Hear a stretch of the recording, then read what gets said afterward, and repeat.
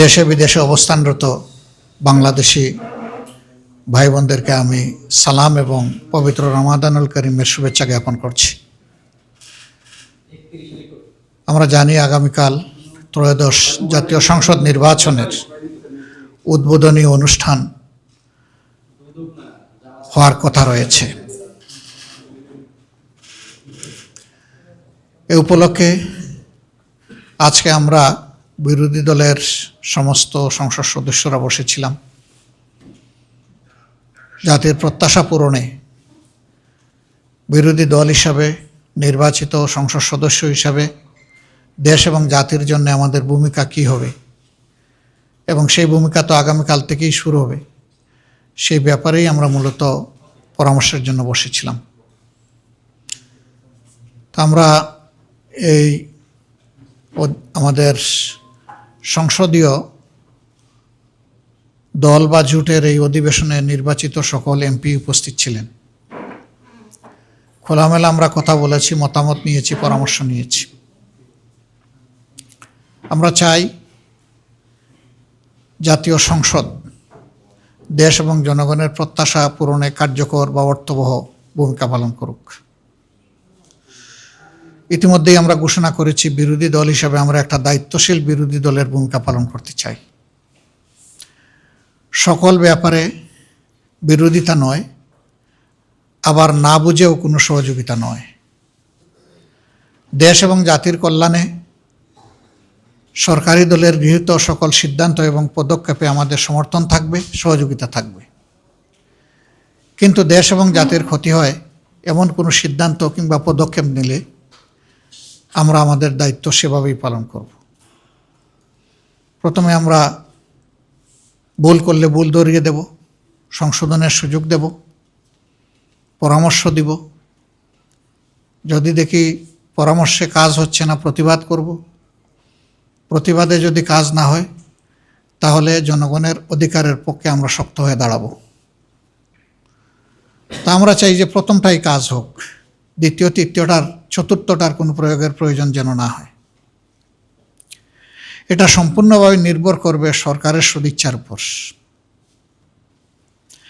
যেহেতু তারা সংসদে সংখ্যাগরিষ্ঠ, তারা যদি সংখ্যাগরিষ্ঠতার বলে কোনো কিছু করতে চান পারবেন, কিন্তু যদি আলাপ আলোচনার মাধ্যমে যৌক্তিক বিষয়গুলোকে বিবেচনায় নিয়ে সিদ্ধান্ত গ্রহণ করেন তাহলে সেটা হবে জাতির জন্য উত্তম।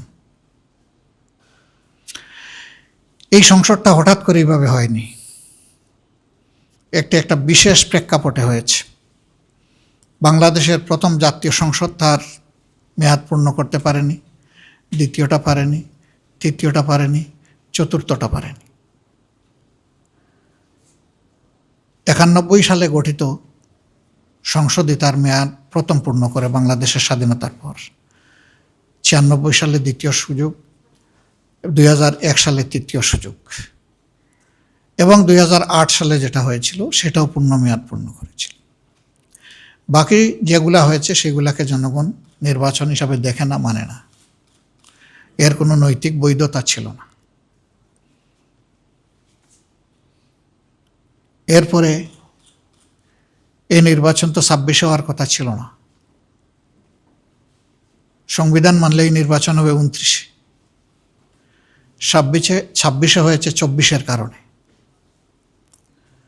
24-এর সীমাহীন ত্যাগ এবং তিতিক্ষার উপর অসংখ্য জীবনের বিনিময়ে, অসংখ্য মানুষের আহত, পঙ্গুত্ব বরণ করার বিনিময়ে এবং টানা 15.5 বৎসর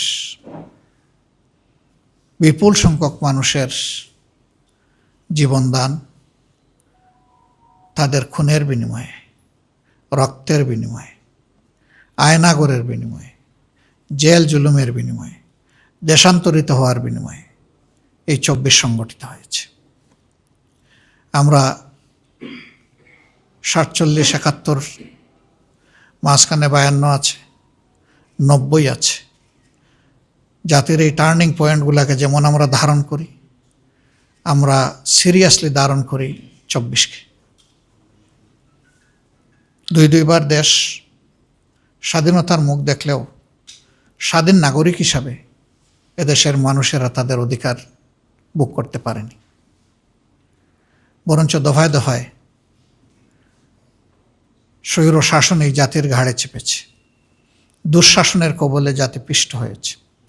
দুর্নীতির কারণে জাতি সরাসরি প্রত্যেকটি নাগরিক ক্ষতিগ্রস্ত হয়েছে। মানুষ অধিকার হারা হয়েছে। সর্বক্ষেত্রে বৈষম্য প্রতিষ্ঠিত হয়েছে। এই জন্য জুলাই যোদ্ধাদের মূল স্লোগান ছিল উই ওয়ান্ট জাস্টিস। আমরা সব ক্ষেত্রে সুবিচার চাই, বৈষম্যহীন একটি সমাজ চাই। এই সমাজ গড়ার জন্যেই এবার এই নির্বাচনের সাথে আরেকটা নির্বাচন হয়েছে, সংসদ নির্বাচন এবং সংস্কার পরিষদের নির্বাচন।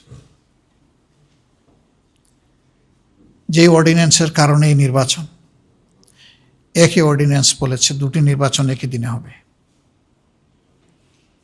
একটা সংস্কার বিষয়ে জনগণের মতামত, গণভোট, আর একটা হচ্ছে সংসদ নির্বাচন হয়েছে। ফলাফল যেটা হয়েছে সেটা আপনারা দেখেছেন। আমরা দেশের বৃহত্তর স্বার্থে এই ফলাফল মেনে নিয়েছি, দুটা ফলাফলই মেনে নিয়েছি। একটি নির্বাচনকে আলাদা করে আরেকটি থেকে দেখার কোনো সুযোগ নেই। এই নির্বাচন দুটি একটি আরেকটি সম্পূরক। বরঞ্চ প্রথম ফাংশন শুরু হবে এই নির্বাচিত সদস্যদের সংস্কার পরিষদের সদস্য হিসেবে, এবং তারও কিছু মেয়াদ উল্লেখিত আছে। এই কাজটি সম্পন্ন হওয়ার পরে অটোমেটিক্যালি তারাই আবার সংসদ সদস্য হিসাবে ফাংশন শুরু করবে। এই জন্যে ওই একই অর্ডিন্যান্সকে সম্মান করে আমরা প্রথম দিনে দুটি শপথ নিয়েছি। প্রথম শপথ হয়েছে সংস্কার পরিষদের সদস্য হিসাবে, দ্বিতীয় শপথটি হয়েছে সংসদ সদস্য হিসাবে। আমরা দুই জায়গায় শপথ নিয়েছি, দুই জায়গায় আমরা স্বাক্ষর করেছি।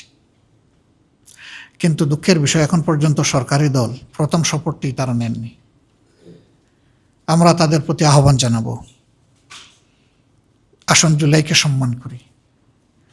জুলাইকে সম্মান করলেই 24 থাকলেই 26 হবে, নইলে 26-এর অস্তিত্ব থাকে না। 24কে অমান্য অগ্রাহ্য করে পাশ কাটিয়ে 26 এই জাতির জন্য কোনো সুখবর নয়। তারা নেননি, আমরা আশা করতে চাই তারা নিয়ে এই কাজটি দ্রুত সম্পন্ন করবেন। তাহলে 24-এর এত জীবনদান, এত শাহাদাত, এত পঙ্গুত্ব, এত আহত, তার সার্থকতা পাবে। মনে রাখবেন যে এটা বাংলাদেশে যারা ভোট প্রয়োগ করেছেন তাদের 69% মানুষের পক্ষে রায় দিয়েছে। এটাকে অগ্রাহ্য করার কোনো সুযোগ নেই। আমরা এর পক্ষে ভূমিকা রেখে যাব এবং আমরা চাইব যে 4টি বিষয়ে গণভোটে দেওয়া হয়েছিল তার সবগুলি হুবহু গ্রহণ করা হোক, বাস্তবায়ন করা হোক। আমাদের পক্ষ থেকে এই বিষয়ে সর্বাত্মক সহযোগিতা থাকবে ইনশাল্লাহ।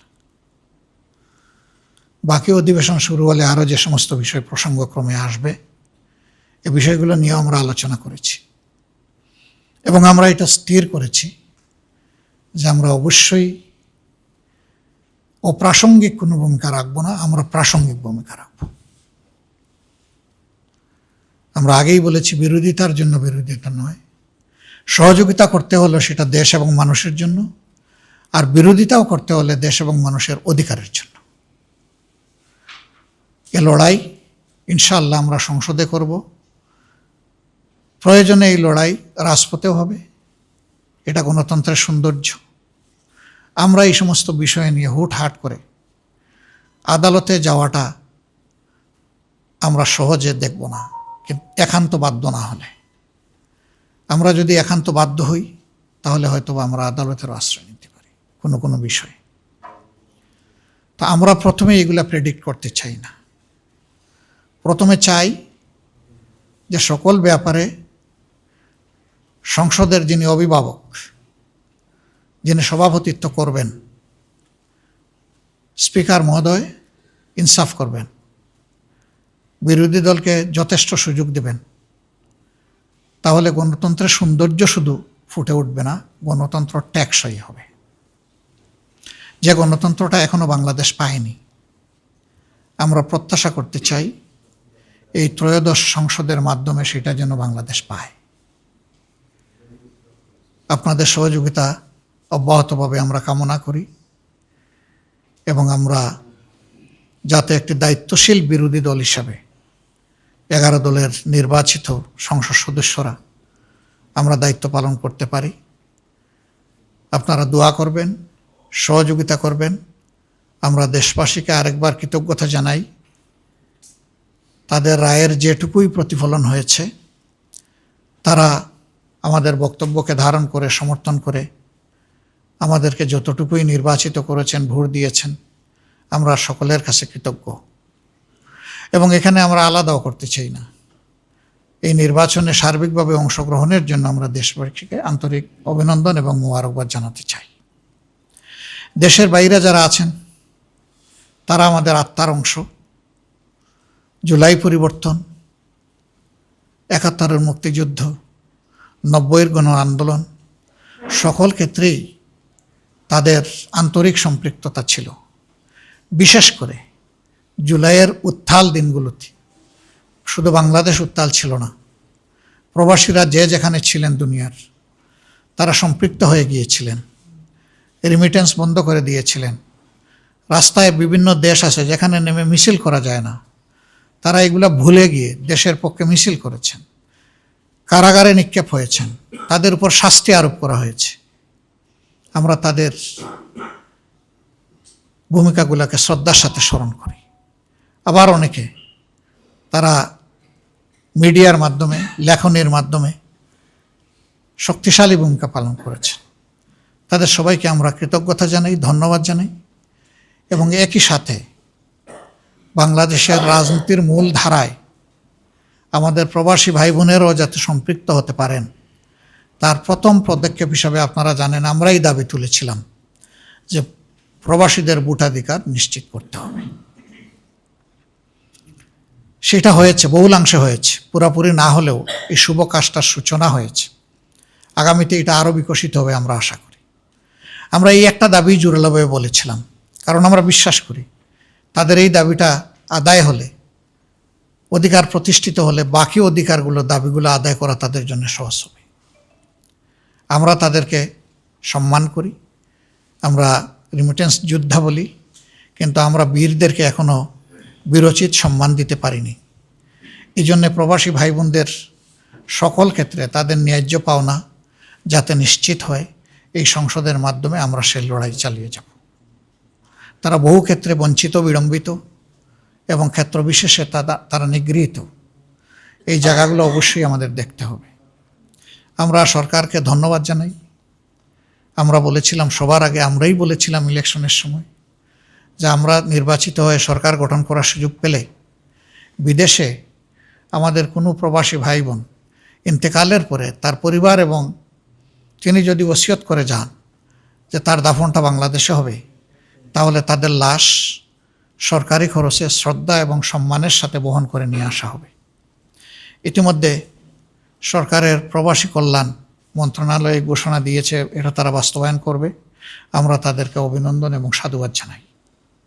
আমরা যে দাবিগুলো করেছি, তারা যদি সেই দাবিগুলো বাস্তবায়ন করেন, আমরা এইভাবেই তাদেরকে অভিনন্দন জানাতে থাকবো, কোনো সমস্যা নাই। কারণ আমরা দেশের মানুষের কল্যাণ চাই, আমরা প্রিয় দেশের ভালো চাই। যে কাজ আমরা করতাম সেই কাজ তারা করলে অভিনন্দিত হবেন। আরও নতুন নতুন কাজ আমরা খুঁজে বের করব এবং সবাই মিলে এই দেশ এবং সমাজটাকে সুন্দর করব। আমরা আশা করব দুর্নীতি আর দুঃশাসনের করাল গ্রাসে বাংলাদেশ নতুন করে আর পড়বে না। যদিও দুর্নীতি এখনও আমাদের সমাজের রন্ধ্রে রন্ধ্রে প্রবাহিত হচ্ছে, আমরা সবাই জানি। ইতিমধ্যে সরকারের বেশ কিছু পদক্ষেপ জনগণের কাছে গ্রহণযোগ্য হয়নি। আমরা আশা রাখব জনপ্রত্যাশা সামনে রেখে, বিশেষ করে জুলাইয়ের আকাঙ্ক্ষাকে ধারণ করে সরকার তার কার্যক্রম গ্রহণ করবে, যা জাতি এবং দেশকে উপকৃত করবে। আমরা এর পক্ষে আমাদের অবস্থান স্পষ্ট এবং আমরা এই অবস্থান অব্যাহত রাখব। সবাই মিলেই আমরা আগামীর একটি নিরাপদ, একটি মানবিক, দুর্নীতি এবং দুঃশাসনমুক্ত বাংলাদেশ গড়ব ইনশাআল্লাহ।